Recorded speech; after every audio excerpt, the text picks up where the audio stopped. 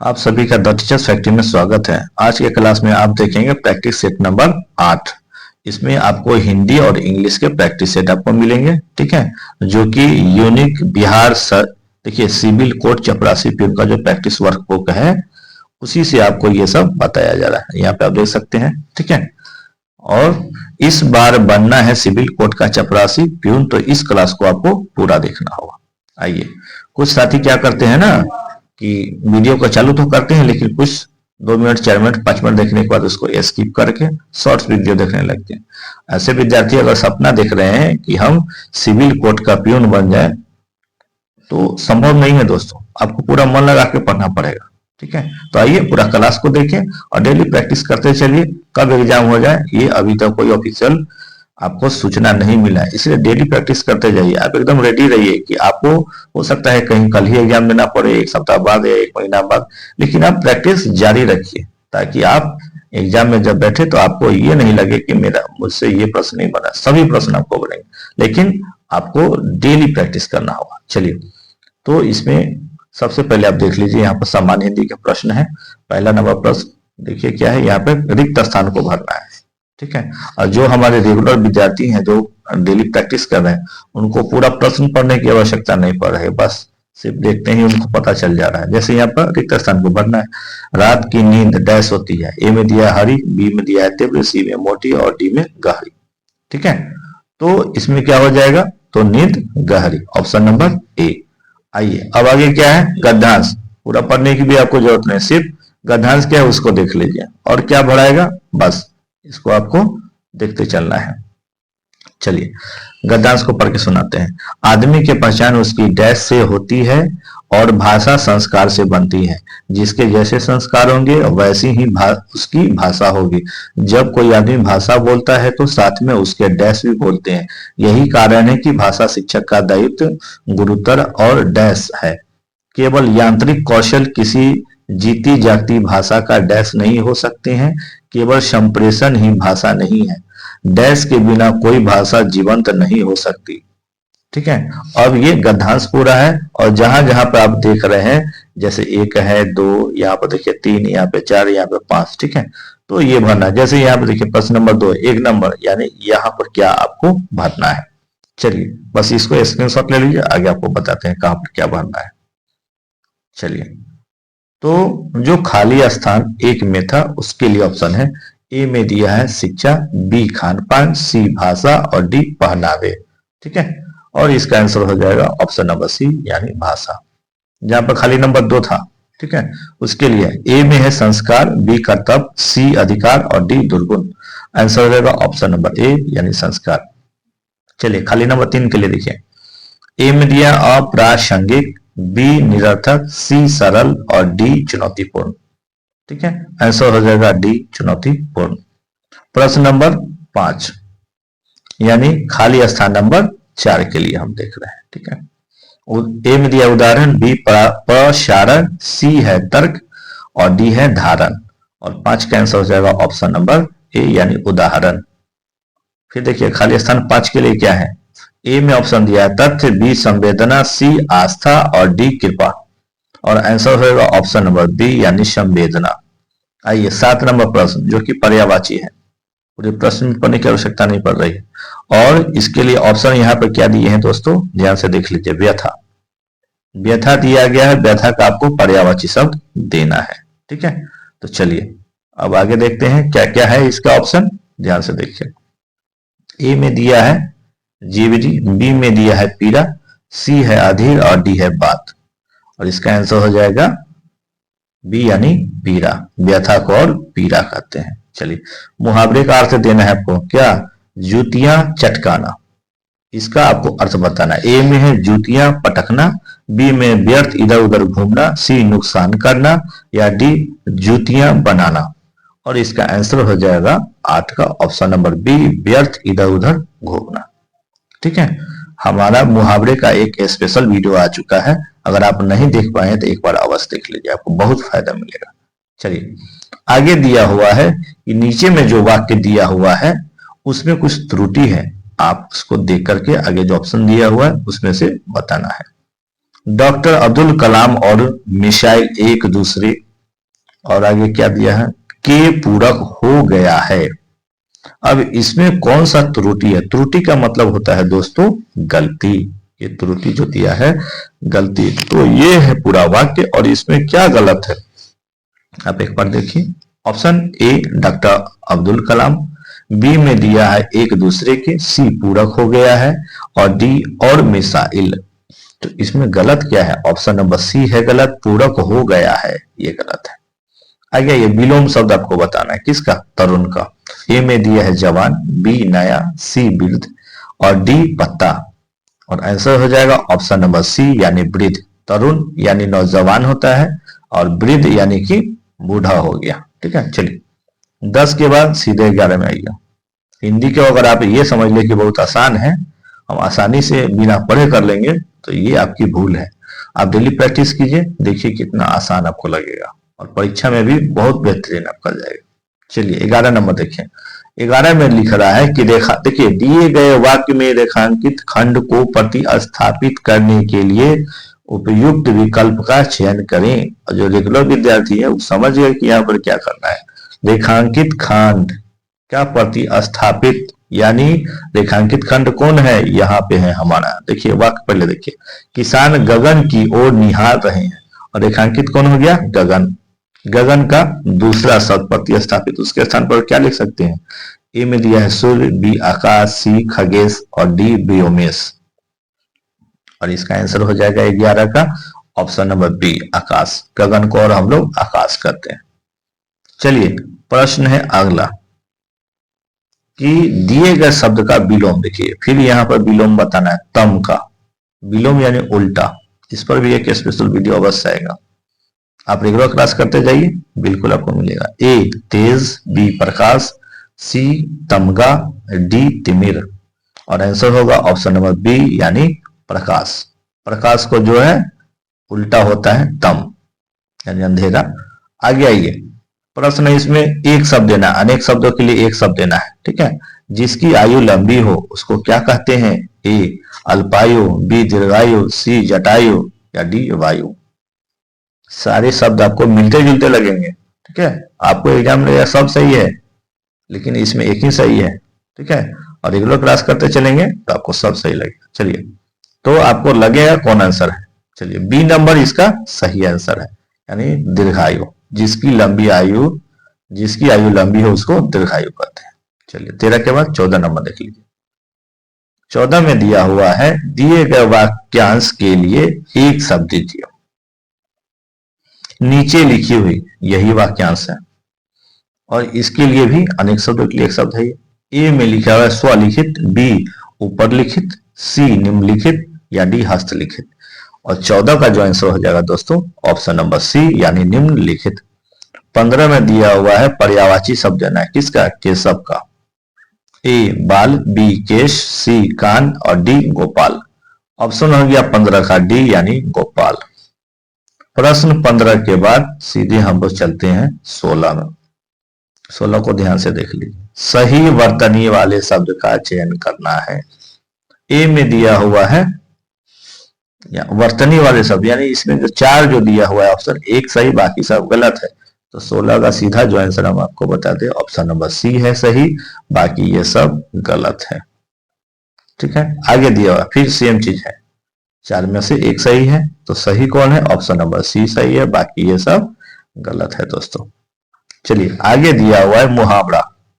क्या है? मुंह फुलाना। मुंह फुलाना का मीनिंग क्या हुआ? ए में दिया अप्रसन्न होना, बी में है सूजन आना, सी मुंह सुजाना, डी मुंह में हवा भर जाना। और इसका आंसर हो जाएगा ऑप्शन नंबर ए यानी अप्रसन्न होना, नाखुश होना। ठीक है, यही होता है। चलिए 18 के बाद आप सीधे देखिए 19 नंबर प्रश्न को। इसमें क्या कहता है? विलोम शब्द आपको बताना है, किसका? कृत्रिम का। और इसका ए में ऑप्शन दिया प्राकृतिक, बी है कृति, सी बनावटी और डी कृमि। और आंसर हो जाएगा 19 का ऑप्शन नंबर ए यानी प्राकृतिक। कृत्रिम का होता है बनावटी, प्राकृतिक यानी जो नेचुरल है। आगे आइए 20 नंबर पर्यायवाची शब्द देना है ग्रह का। देखिए जो साथी अभी तक हमारे पर्यायवाची शब्द का क्लास को नहीं देखे एक बार जरूर देख ले, कि ग्रह भी उसमें दिया हुआ है ठीक है। और ग्रह का पर्यायवाची नीचे में क्या है, बहुत सारे चीज का दिया हुआ है, 100 है उसमें। आप एक बार उसको क्लास को कर लीजिए, पर्यायवाची के लिए दूसरा क्लास आपको नहीं देखना पड़ेगा। ए में दिया है घर, बी है आगरा, सी कर्म और डी नक्षत्र। और 20 का आंसर हो जाएगा ऑप्शन नंबर डी यानी नक्षत्र। चलिए 20 के बाद आप 21 नंबर में देखिए। 21 में है दिए गए वाक्यांश के लिए एक शब्द दीजिए जिसकी आयु कम हो। जिसकी आयु कम हो उसको क्या कहते हैं? ए शतायु, बी दीर्घायु, सी चिरंजीवी, डी अल्पायु। ठीक है। और 21 का आंसर हो जाएगा ऑप्शन नंबर डी यानी अल्पायु। आगे आइए 22। इसमें क्या करना है, रिक्त स्थान को भरने के लिए सबसे उपयुक्त शब्द का चयन करना है। बस यहाँ पे खाली स्थान है, आपको 4 में से एक ऑप्शन भर देना है। बोतल में पानी डैश भरा है, ए के बारे में, बी के बदले, सी आधा या डी को साथ। ठीक है। और 22 का आंसर हो जाएगा ऑप्शन नंबर सी आधा। पानी में, बोतल में पानी आधा भरा है। प्रश्न है 23। फिर देखिए मुहावरे आ गया। ठीक है। मुहावरे काफी इंपॉर्टेंट है, एक बार वीडियो जरूर देख लीजिए। लोहे के चने चबाना, और इसके लिए ऑप्शन दिया हुआ ए अच्छा कार्य करना, सी सरल कार्य करना, सी बी में पहले तो सरल कार्य करना, सी में है बहुत कठिन कार्य करना, और डी लोहे से निर्मित चने खाना। और 23 का आंसर हो जाएगा ऑप्शन नंबर सी बहुत कठिन कार्य करना। आगे आइए, फिर है एक शब्द देना है, यानी अनेक शब्दों के लिए एक शब्द देना है। चलिए राजनीति से संबंधित, ठीक है, ये अनेक शब्द, एक शब्द में बता दीजिए। ए में दिया हुआ है सैद्धांतिक, सी नैतिक, सी बोले हम, बी में है नैतिक, सी अनैतिक और डी राजनैतिक। और 24 का आंसर हो जाएगा ऑप्शन नंबर डी यानी राजनैतिक। चलिए 24 के बाद 25 में चलते हैं। और जो साथी अभी तक हमारे इस सेशन को लाइक नहीं किए, कृपया एक लाइक कर दीजिए, इससे हमें मोटिवेशन मिलता है दोस्तों। 25 नंबर में है, देखिए फिर यहाँ पर खाली स्थान है, और बस इसमें आपको क्या करना है कि आपको एक अच्छा सा इसमें चारों में से एक ऑप्शन को चुन के डाल देना है। ए में है जहाजों, बी सड़कों, सी खेतों और डी मैदानों। तो 25 का ऑप्शन हो जाएगा ऑप्शन नंबर सी यानी खेतों। अनाज में, अनाज खेतों में उगता है, यहाँ पे यही हो जाएगा।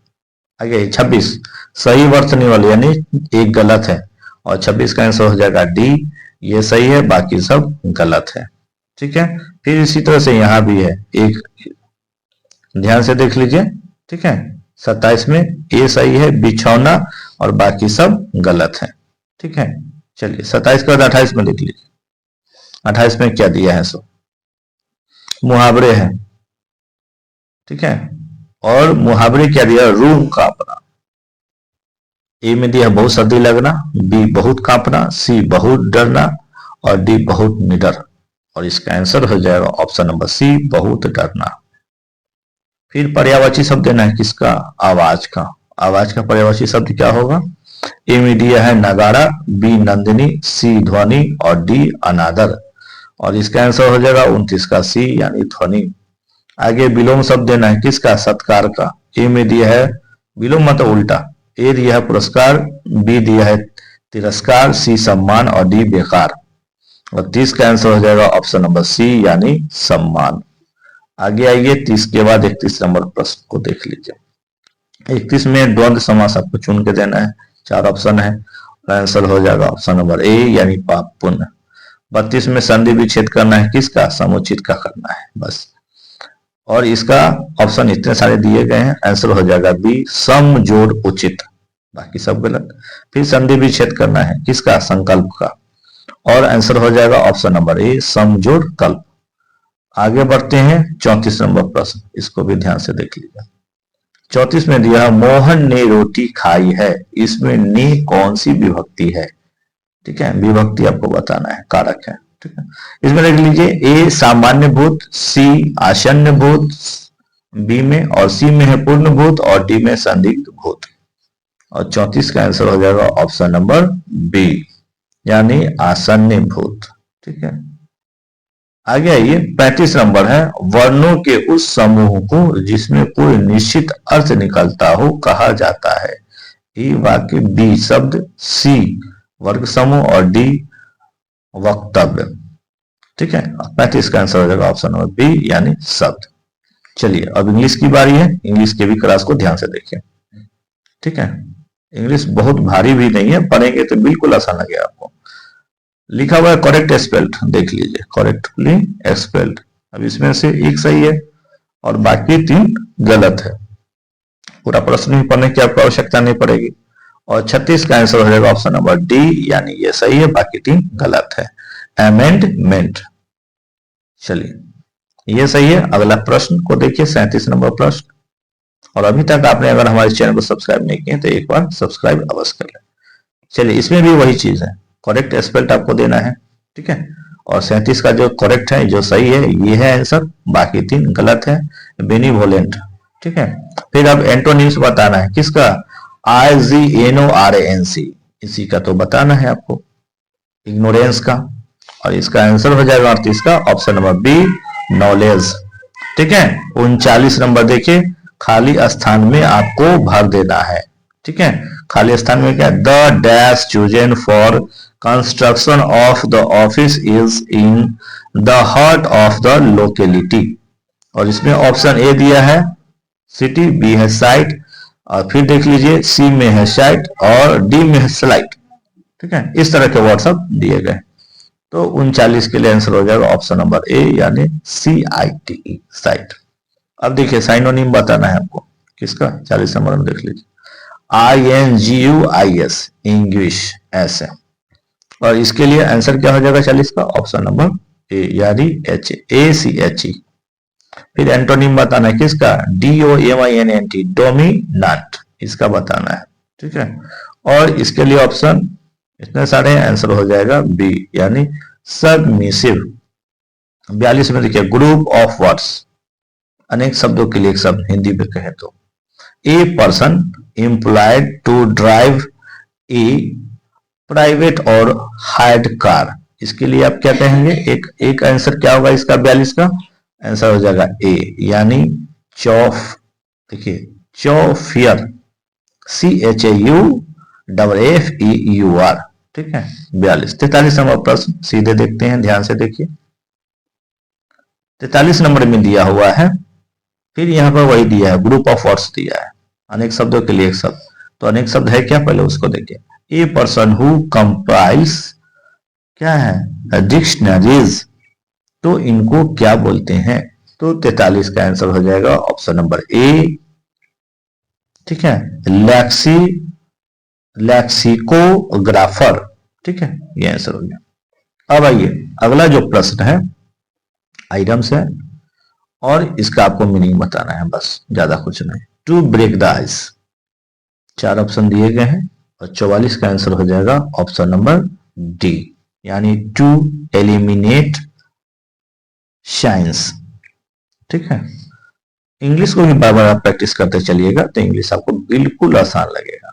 अब तो जो हमारे रेगुलर विद्यार्थी हैं उनको पूरा प्रश्न पढ़ने की आवश्यकता है। देखिए यहाँ पर साइनोनिम्स दिया हुआ है और इसका ये वर्ड है, इसी का मीनिंग आपको बताना है। गुरुम बल, इसका बता देना है। ठीक है, वर्ड सबको साइनोनिम्स सबको याद करते चाहिए। तो 45 का जो आंसर है ऑप्शन नंबर बी यानी मुड़मुड़, यहाँ पर दिया हुआ है। आगे दिया हुआ है, फिर आइडम है और उसका मीनिंग आपको बताना है। टू स्केल अप, इसका क्या मीनिंग होगा, तो 46 का जो आंसर हो जाएगा option number A, to increase the size, amount or importance of, ये आंसर है। 47 देख लीजिए एक बार ध्यान से, इसमें ग्रुप ऑफ वर्ड बताना है, इसका मीनिंग आपको बता देना है। ए क्लोज, यहाँ पे लिखा हुआ a close fitting cover for the blade, देख लीजिए, ब्लेड ऑफ ए नाइफ और शॉर्ट। ठीक है, और इसके लिए ऑप्शन आपको आगे दिए गए हैं, उसको ध्यान से देख लीजिए।